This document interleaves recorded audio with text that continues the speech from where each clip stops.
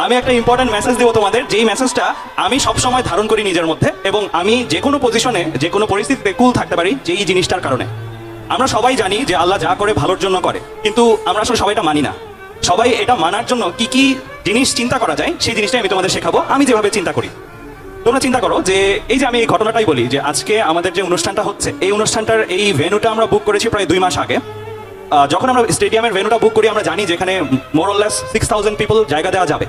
আমাদের তখন GST result দেয়নি। তখন আমাদের মনে হচ্ছিল যে আচ্ছা ঠিক আছে, জিএসটিতে তো গতবারও আমরা স্টুডেন্টসরা পরীক্ষা দিয়েছে, সাকুল্যে হয়তো 6300 ইউনিক স্টুডেন্ট হবে, যেটা গতবার ছিল। কিন্তু আলহামদুলিল্লাহ এবার আমাদের total student count, unique student count 9500-র অধিক। তো এই জিনিসটা যখন আমরা জানতে পারলাম, তখন থেকে আসলে আমাদের মাথায় কনস্ট্যান্টলি হিট করতেছিল একটা জিনিস, যে আমরা কিভাবে এখন ক্যাপাসিটি অনুসারে জিনিসটাকে জায়গা করব। দেখো একটা জিনিস চিন্তা করো যে এই রেজাল্টটা দেওয়ার আগে যদি আমি এই ভবিষ্যৎটা জানতাম যে আচ্ছা আমাদের 9500 জনের মতন ইউনিক স্টুডেন্ট চান্স পাবে, তাহলে আমি এই স্টেডিয়াম বুক করতাম না। হয়তো আমি তখন অন্য একটা বড় স্টেডিয়াম, আউটডোর স্টেডিয়ামের কথা চিন্তা করতাম, কিন্তু আমি জানতাম না। দ্যাটস ওয়াই আমি এটা বুক করছি। এখন এটা কি খারাপ হলো না ভালো হলো? অনেকেই ভাবতে পারো যে খারাপ হয়েছে ভাইয়া, আপনি যদি আগে চলে যেতে পারতেন তাহলে আপনি বড় স্টেডিয়ামে নিতে পারতেন, সবাই সহ করতাম। কিন্তু আমি থিঙ্ক করতেছি কিভাবে, আমার থিঙ্কিংটা কাজ করে এভাবে যে সাপোজ ধরো আমি বড় স্টেডিয়ামটা বুক করতে পারলাম, আমি ধরো ভবিষ্যৎটা কোনোভাবে জেনে যেতে পারলাম। এই ভবিষ্যতে না এসে আমি অল্টারনেট একটা ভবিষ্যতের দিকে আগালাম, যেখানে আমি বড় একটা স্টেডিয়াম বুক করেছি, সবাই আসলো, আল্লাহ না করুক সেখানে এমন একটা দুর্ঘটনা বা এমন একটা অঘটন ঘটলো যেটা বর্তমানের পরিস্থিতির চেয়েও আরো প্রতিকূল।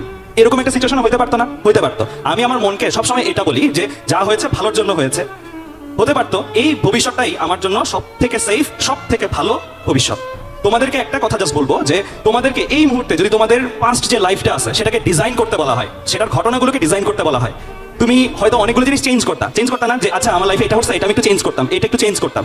কিন্তু তোমাকে যদি এই ইহ জীবনের পরে আবার জিজ্ঞেস করা হয় তুমি তোমার পাস্ট লাইফটা ডিজাইন করো, তুমি ঠিক তোমার এখন থেকে পাস্ট লাইফটা যেভাবে ডিজাইন করতা এই মুহূর্তে, তুমি তখন আর সেভাবে ডিজাইন করতা না। তখন তুমি ডিজাইন করতা ঠিক এক্স্যাক্টলি এখন তুমি যেভাবে পার হয়ে আসছো জীবনটা সেইভাবে।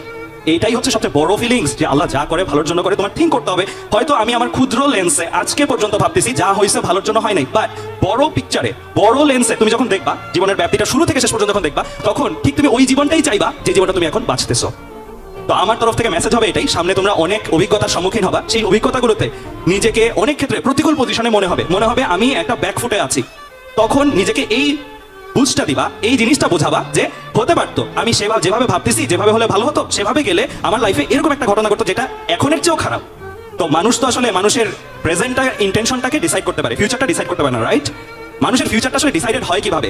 আমি এভাবে থিঙ্ক করি যে আমার একটা ফিউচার এক্সিস্টেন্স আছে গডের কাছে বা আল্লাহর কাছে। তো 3টা এক্সিস্টেন্স, আমার পাস্ট, প্রেজেন্ট, ফিউচার, 3টা এক্সিস্টেন্সই সাইমultaneously আছে, রাইট? মানে উনি তো আমাদের 3টা এক্সিস্টেন্সেরই দোয়া শুনতে পান। হতে পারে আমার ভবিষ্যৎ সেলফটাই, ভবিষ্যৎ সত্তাটাই চাচ্ছে আজকের জীবনে আমার এটা ঘটুক, আজকে আমার পা ভেঙে যেখানে আমার ভবিষ্যৎ সত্তাটাই হয়তো চাচ্ছে, কারণ এটার মাধ্যমে আমি হয়তো এমন একটা জায়গায় যেতাম না যে জায়গাটা খারাপ ছিল, আমি হয়তো এমন একটা কিছু করতাম না যেটা আমার জন্য খারাপ হতো। তো এইভাবে আমরা চিন্তা করতে পারি, আল্লাহ সব সময় আমাদের দোয়া আসলে কবুল করে।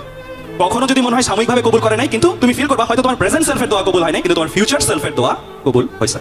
তো আমার তরফ থেকে এই মেসেজটাই থাকবে তোমাদের জন্য, তোমাদের সামনের জীবনে তোমরা নিজেকে কুল রাখতে পারবা ইনশাআল্লাহ এই মেসেজটার মাধ্যমে।